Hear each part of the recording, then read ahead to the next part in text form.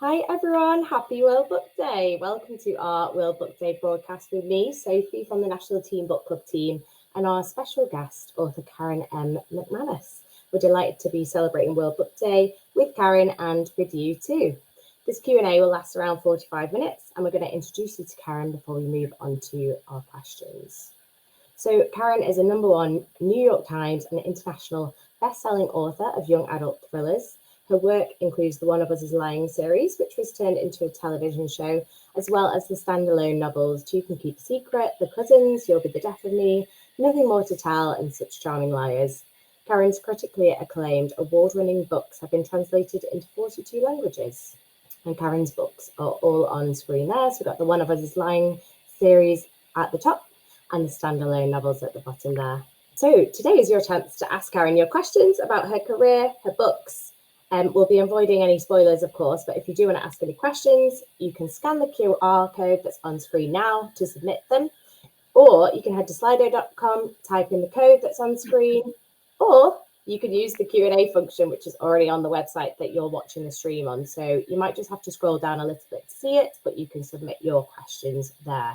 And you can join in at any time with those. So we are expecting lots of questions today, and we do have lots of pre-submitted questions as well. So just to warn you in advance, apologies, we won't be able to get through all questions today. We will be grouping similar questions together. So if you have asked a question that another school has asked, we will group them together and ask those, and hopefully we have still answered your question in doing so. If you're experiencing any issues with the stream, please let us know on that Q&A function and we'll try our best to support you. Karen, welcome to World Book Day, our broadcast here with Speakers for Schools and National Teen Book Club. Thank you so much for joining us. Oh, thanks so much for having me. We're going to get started with our first question. This has come in from Mossbourne Portside Academy, but also we've had multiple schools ask about inspiration. So have you always been interested in writing in the crime and thriller genre? And where do you get your inspiration from? Is there any particular writers that have inspired you? Yeah, so I guess not necessarily. When I first started writing, I was inspired by The Hunger Games. So, like many people who get inspired by a certain book, the first thing I tried to do was write a book like that. So I wrote a very bad dystopian book. And that didn't really go anywhere, but it was a lot of fun. And then I thought, well, let me try a different genre. Maybe I'll write fantasy because I like to read fantasy. And that book was a little bit better, but still not great. And also, I learned that world building is hard and not my favorite thing to do. So fantasy was kind of out. And then I got the idea for One of Us is Lying one day while I was driving to work. And so that was ultimately the idea that worked out, the book that sold. And so, in some ways, it kind of feels like the genre chose me. But I did have, I feel like, a really good foundation for understanding what makes a good mystery because I had read so many of them and enjoyed them. And in terms of inspiration, I don't know if you can see it all that well behind me, but some of my favorites are on my shelf. So The Secret History by Donna Tartt is something I read over and over again. And Then There Were None by Agatha Christie, I think is one of the most perfect mysteries ever constructed. And Gone Girl by Gillian Flynn was one of those books that, you get to a certain point and you think, I have been fooled this whole time. And it's just such a great experience as a reader. Thank you, Karen. And that kind of answer linked to some questions from Cotham School and Castle Manor Academy. They wanted to know what makes a good murder mystery and how do you figure out the plots in your novels? Yeah, it's such a good question, and I do think it differs, on by every reader. But for me, it's kind of character first. I have to really care about the characters. I have to want to feel like they're going to be okay, or maybe they're going to get their comeuppance if I don't like them. I can definitely follow an unlikable narrator all the way through, and sometimes even root for them, which I think is one of the ways that Gone Girl was brilliant. So I have to care about the character, and then after that, in terms of plot, I am a firm believer that not every book needs a gigantic twist. I think there's a difference between a twist and a reveal. A twist kind of changes everything that came before it, makes you look at the book in a new light. And it is really fun when those are executed well. But not every book needs that. Some books just need a really satisfying reveal, so you're building and you're building and you get to the point where you finally understand all of the pieces. And you're surprised, but also it makes sense. And that's what I try to go for in the majority of my books, where a huge twist doesn't necessarily fit, is the idea that, okay, I'm building a lot of little mysteries, and maybe I'm distracting you a little bit with these side mysteries.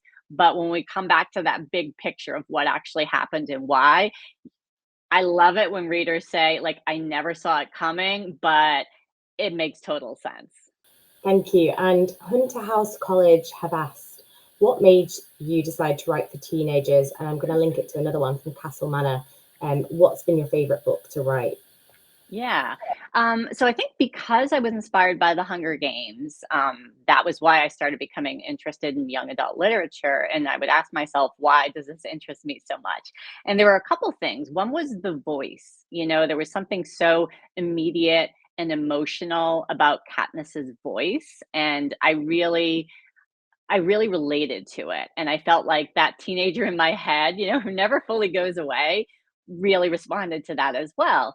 And I also think that there's just this notion of figuring out who you are and your place in the world that is really compelling. And in particular, when you combine that with a high stakes plot like the Hunger Games, or like what I try to do in some of my books, where there are some really serious real world problems that these kids are grappling with, that's a real page turning experience, and that people are not just figuring out what happened and why, but they're figuring out themselves. And the way I like to structure my books is that the characters are never going to be able to figure out what happened until they resolve whatever their biggest issue is.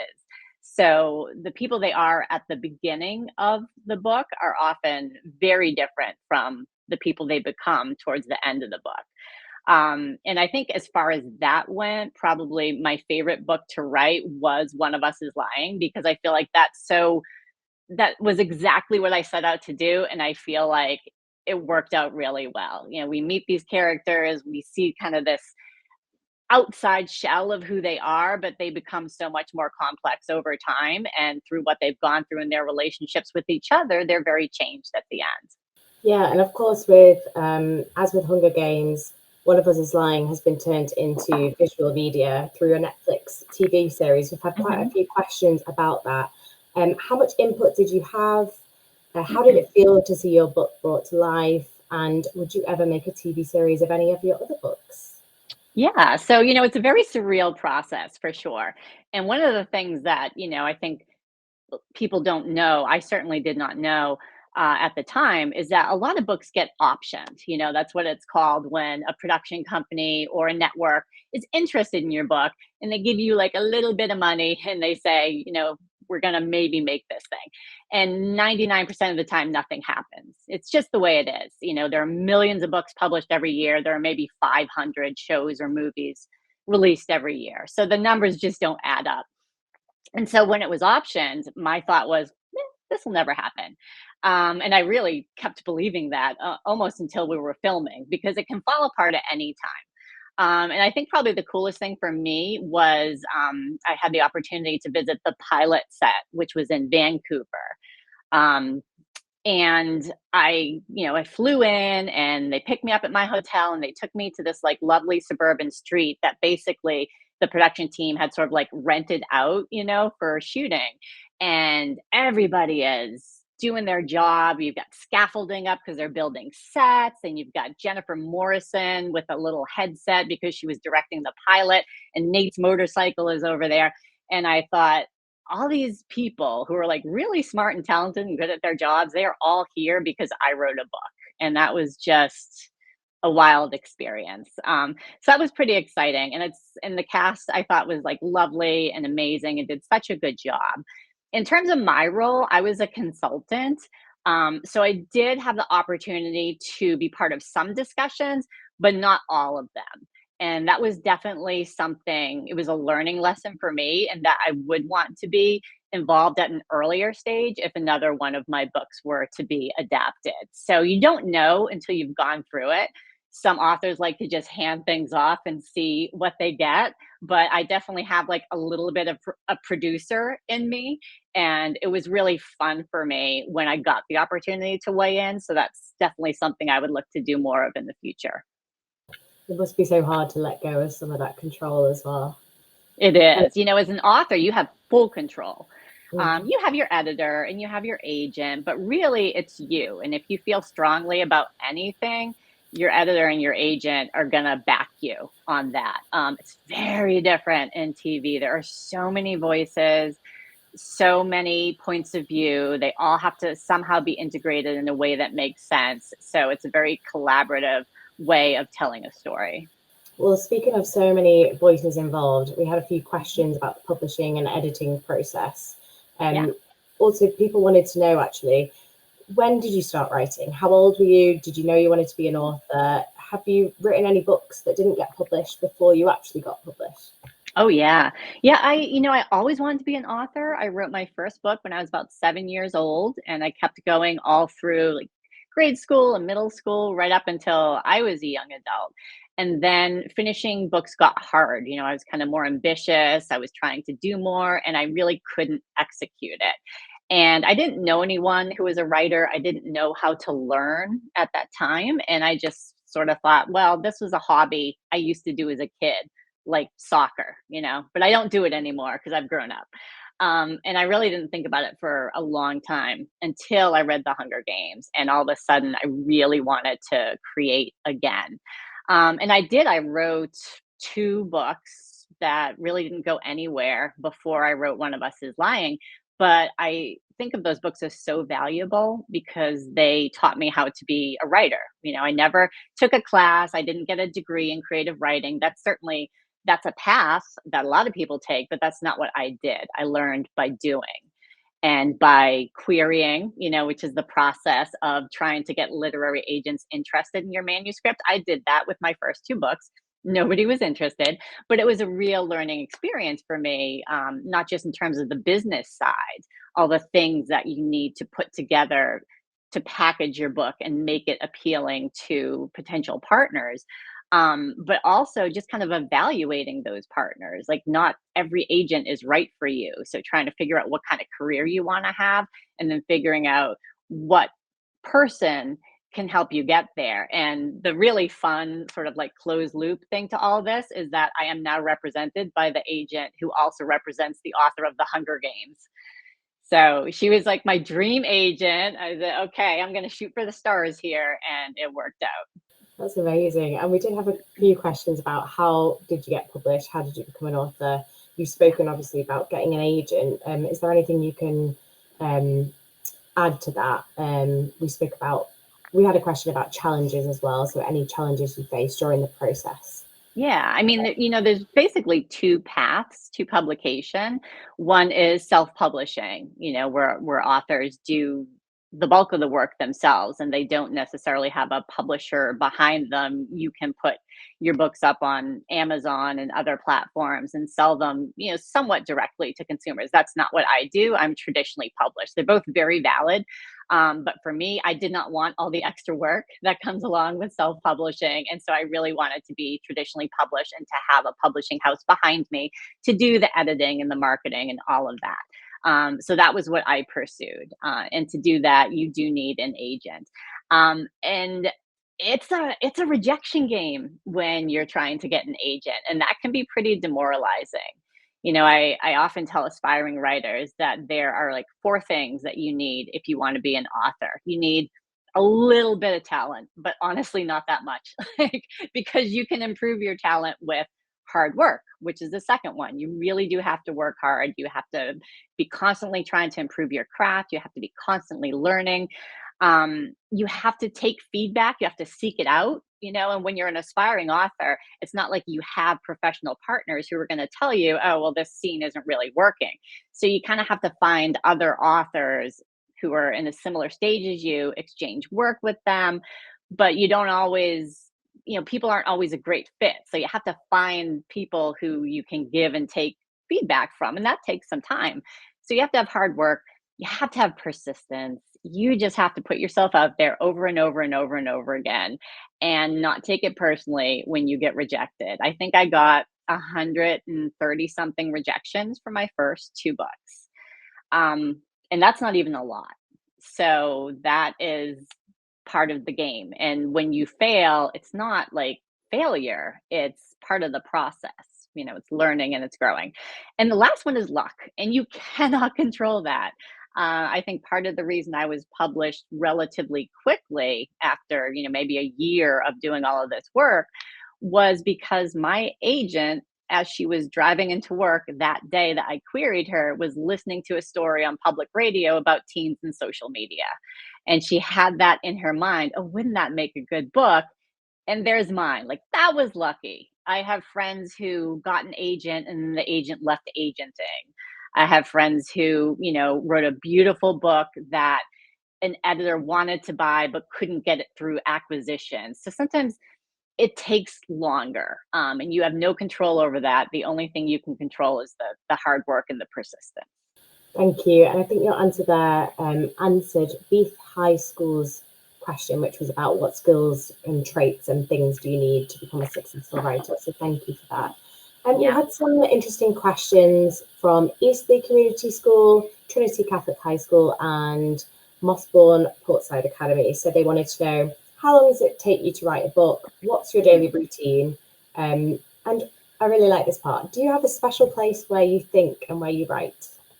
Is right here, my office. When I started writing, I was obviously like working full time because nobody pays you to try to write. So it was not a job at that time. I had a regular job, and it was a demanding job. I was a marketing director for a global company. And so I had staff who were in California and in London and Japan. And so all hours I needed to like talk with them and check in with them. And I had a son, he was 9 or 10 at the time, and I was a single mom. His dad had passed away, so I was his sole caretaker. I had to get him to school, I had to get him to his activities, make sure he did his homework. So I could not write until 9 o'clock at night.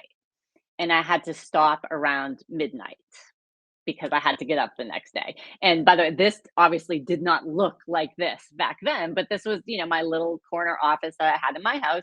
And when my son was in bed, I would just go up there and I would sit and I would write from 9 to 12 and sometimes 1. And then I just did that for probably 2 years straight. Never watched TV, house was a mess. There's things that you give up. But that worked out. But what I learned through that is I can kind of write anywhere. I used to take my laptop to my son's baseball games and I would sit there and work on a chapter while he was off playing. If we were at a family vacation, sometimes I would pull out my laptop, like surreptitiously trying to get a few thoughts down. But now that I can write sort of anytime I want to, I find I still gravitate towards writing at nighttime because I am kind of a night owl, and that's when my brain is like most relaxed and kind of, open to storytelling. You spoke about having a job there while you started writing. Unity City Academy would like to know, if you didn't become an author, what would you have liked to have been? Honestly, all I ever really wanted to be was an author. But the second best thing was what I did do was I was in marketing. And that's sort of writing adjacent, right? Because you're very much like being creative, you're constantly writing, you're designing, you're figuring out like what's the core message of something, which is really important for books. All of my books I can distill down into a single sentence that I can tell people this is what this is about. And that's probably one of the most valuable skills I brought to the table as an author, is like the ability to do that and to be able to position my books as so this is about X. And I knew that the sales team could run with that, because it had a hook. So it was a really valuable background for me. And I enjoyed it. It's just at a certain point I had 2 full-time jobs and I had to pick one. So I picked this one. Thank you, Karen. We've had questions about your books. So Walton Academy would like to know how you choose the names of your books. And also Salvatorian College would like to know, what about your upcoming book? Do you have an upcoming book coming out? Can you speak about your latest book, which is Such Charming Liars, isn't it? Yes. So titles actually for me are very hard. I hate titling my books. And in fact, for the longest time, one of Us Is Lying was called The Breakfast Club Murder, because The Breakfast Club was the song I was listening to when I got the idea and I thought it kind of fit, but like obviously I was not going to use that It was just a placeholder, but it was there for a really long time. And at a point, I was like, I have to title this book. Like, what do I call it? And I had read somewhere that someone said, oh, if you're like reading through your book and a certain phrase jumps out at you, that could be a good title. So I had that in mind when I was doing some of my editing. And at one point, Bronwyn says, unless one of us is lying. And I was like, ah, there we go. I was so relieved. And I've actually done that twice more with You'll Be the Death of Me and Nothing More to Tell. Those are both phrases in the book. Truth and Keep a Secret was actually my editor's idea. I couldn't figure out what to call that one. I was calling it Echo Falls for the longest time because that was the name of the town, but I didn't want to call it that. And I thought that was a really clever and well suited idea. Cousins I was calling it The Cousins, thinking I would change the name. And at a certain point, it just felt like The Cousins, and we never changed it. And then Such Charming Liars was kind of a collaboration between me and my editor. It's always tricky, with my books because I try to be clear this is a standalone versus this is one of the series, because it can be hard to tell sometimes. And I was very worried about having liars in the title because I didn't want people to think it was another One of Us book. So we were tweaking it a lot to try and make sure it didn't feel too much like a One of Us book. And I forget there was a second question, right? Yeah, What? just about your latest book, Such Charming Liars, and if there's Oh, anything else yeah, in the works that you can tell us about. behind me. I can't really talk about what's next yet, but Such Charming Liars is about former step siblings who reunite when their con artist parents target the same wealthy family. And I got the idea for that the way I get the idea for lots of things, which is I'm kind of doing something else, interested in something else. And then I think, ooh, that would be so much better if there was a crime. So in this case, I was watching The Parent Trap. And I thought, what if those two parents were con artists? And in the end, the book is nothing like The Parent Trap. But that was that original inspiration. It's kind of like, what would it be like if you had two kids, both of whom had con artist parents that maybe one's kind of involved and one's kind of not? And what if they got tangled up in dueling heists? What would happen next? So that was how that book came about. Thank you, Karen. We have some questions about the plot lines of your books, specifically from North Birmingham Academy and Walton Academy.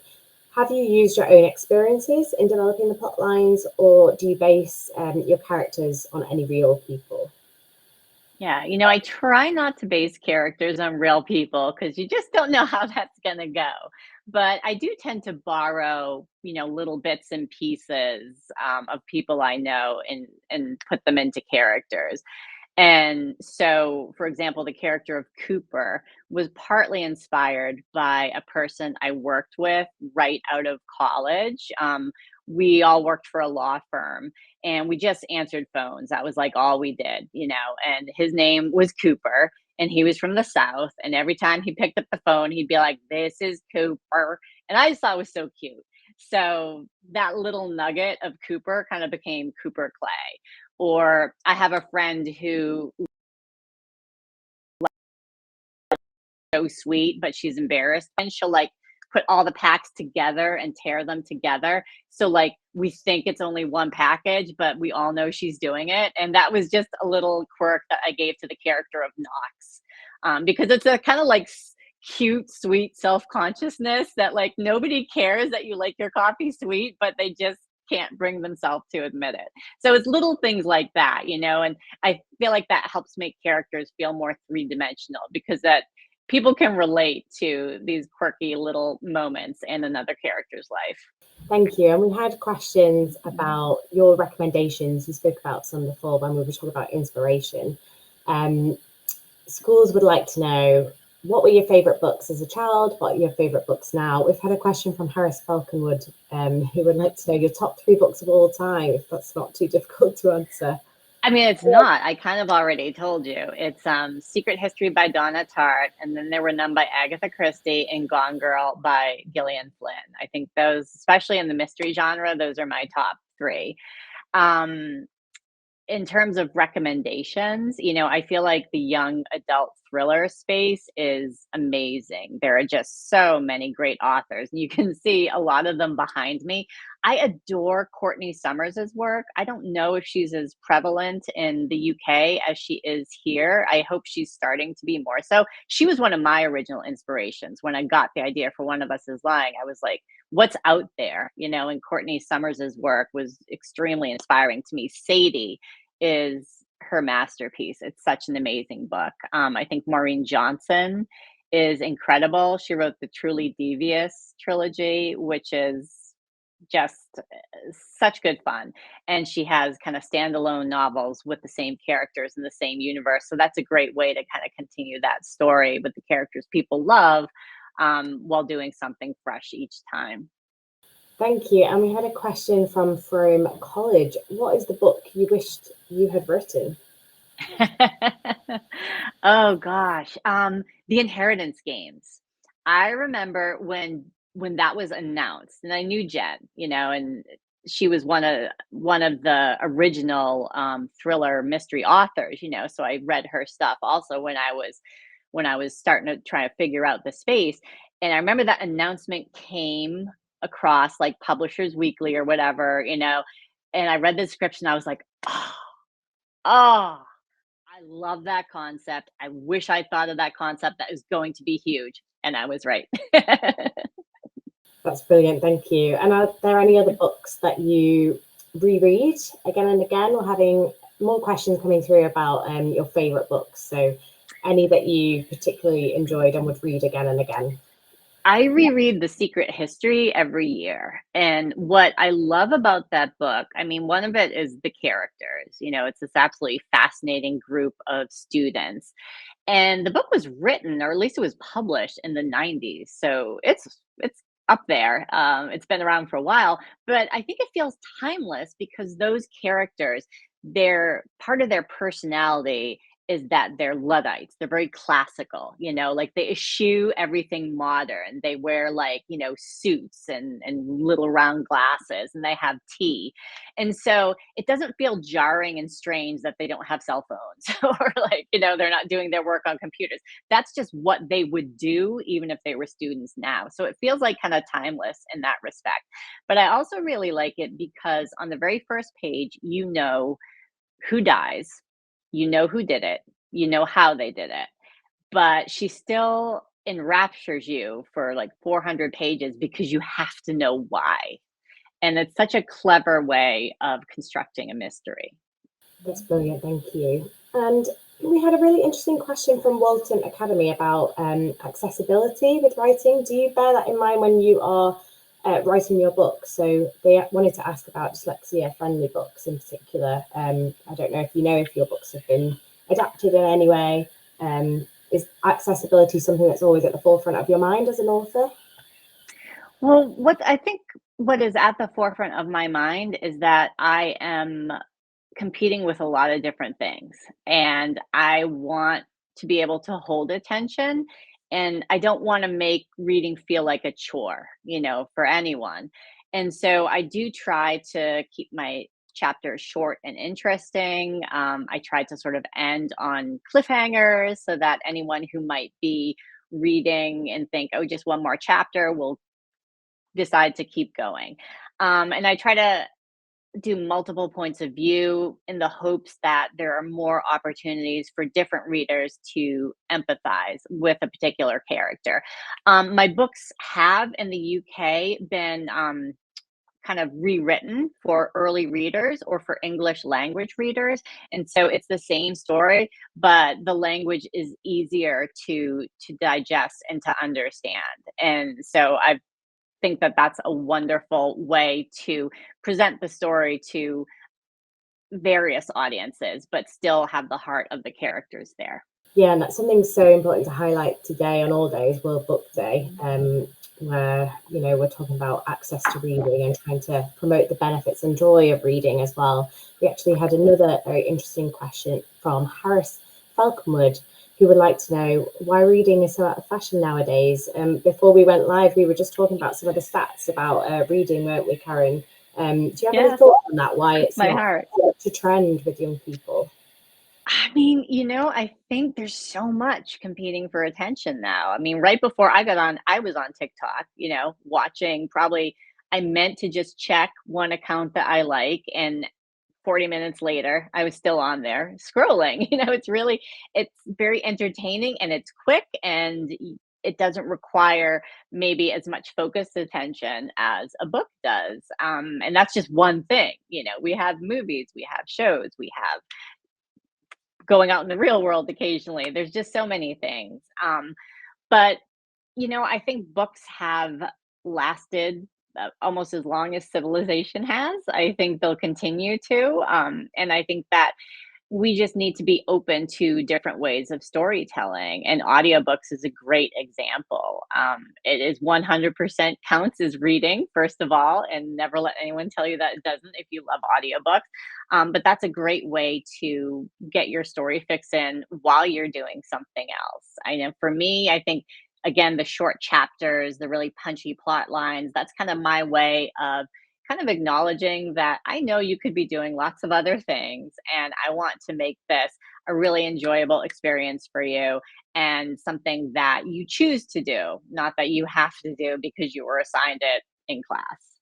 Thank you. And that is one reason why we love your books, Karen. They're so fast paced and so snappy. I'm sure that's why our audience loved them too. We had some questions about writing, and what part of the process is difficult. So what's the most difficult part of writing a book? Has there ever been a time where you've just kind of given up? And any advice that you give about overcoming any challenges like that? Oh, yeah. I mean, one thing you never want to do if you're an aspiring writer is compare your first draft to a finished book that you pull off a shelf, because everyone's first draft is a mess. Books require a village to make them good. Even if you're self-publishing, you will typically hire an editor. You will have other people with eyes on your book who know what they're doing to help make it better. For me, like, the drafting is the really fun part. It's the most freeing. It's the most exciting. The story could go anywhere, and then you kind of finish that, and you're like, ugh. This is not what I envisioned. This is a mess. How do I make it better? And it's that difficulty. There's so many ways you could go to improve a book. And before I had an agent and an editor to help me do that, it just felt like I was flailing. And I would think, am I making this better, or am I just making it different? But even with really good partners, sometimes a story takes a while to reveal itself to you. To can keep a secret, my second book is a book I really struggled with, and I rewrote the ending. I rewrote that book 3 times before I felt like I got it right. And that was a really good learning experience for me, because one of us is lying with such a bolt of lightning, and it was really easy. I wrote it fast and it sold fast and the editing was quick, and it's like, yay, I'm so good at books. But Two Can Keep It Secret was not like that. And so I had to learn what to do when books are hard. And now I have a lot of skills that I have applied to future books. So nothing has ever been that hard, but every book presents its own challenge. Thank you. And Chumley have asked, they want to talk business. How much money do you make per book? They would like to know, is it financially lucrative to be an author? So I'm not going to share numbers. I will say most authors cannot do this full time. I can.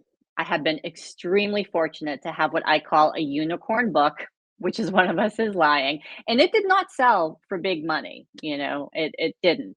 But it was this organic success that just built upon itself, and it stayed on bestseller lists for years, and it was made into a movie. And so it has sold so consistently and so well that I was able to write full time. The way that authors get paid, it tends to be quite lumpy. We don't get a salary.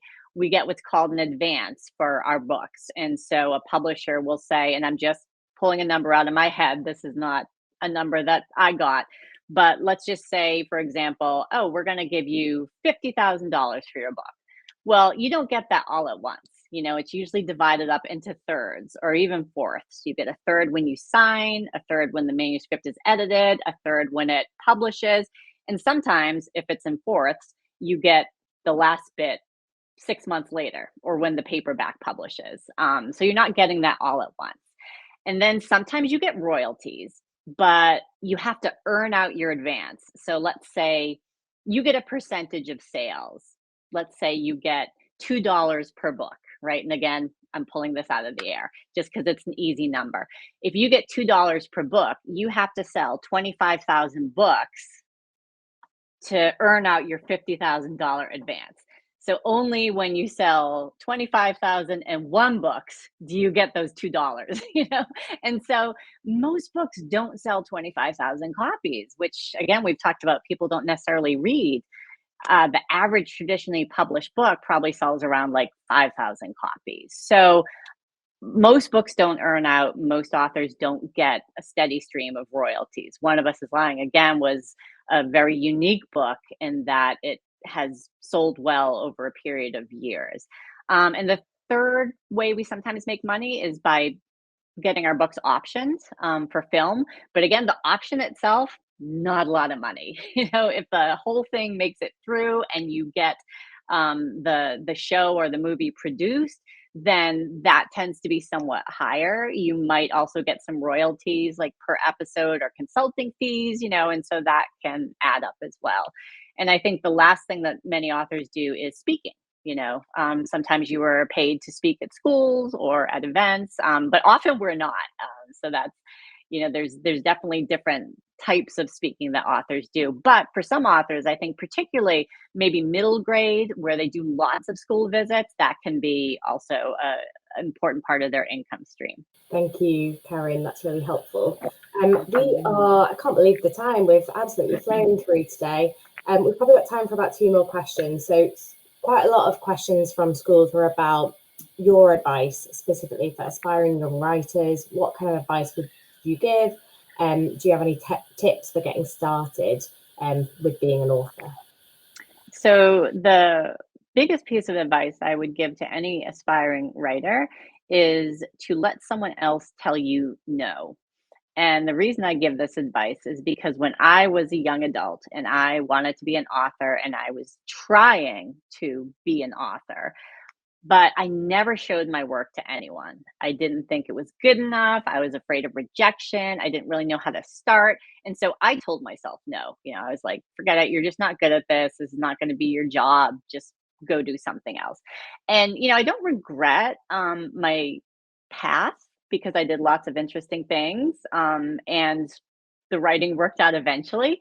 But I will always kind of wonder what I might have created if I had just gone for it. And so, let someone else tell you no. Put your work out there, share it, take that feedback, and see where that takes you.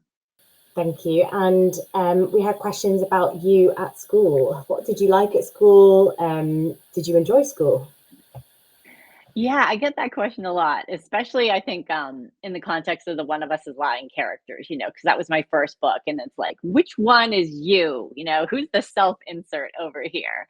And honestly, I put a little bit of myself into everybody. I was definitely like this ambitious student like Bronwyn who wasn't quite capable yet of achieving all the things I wanted to achieve. I was a people pleaser like Cooper. You sort of present that version of yourself that you think people want to see.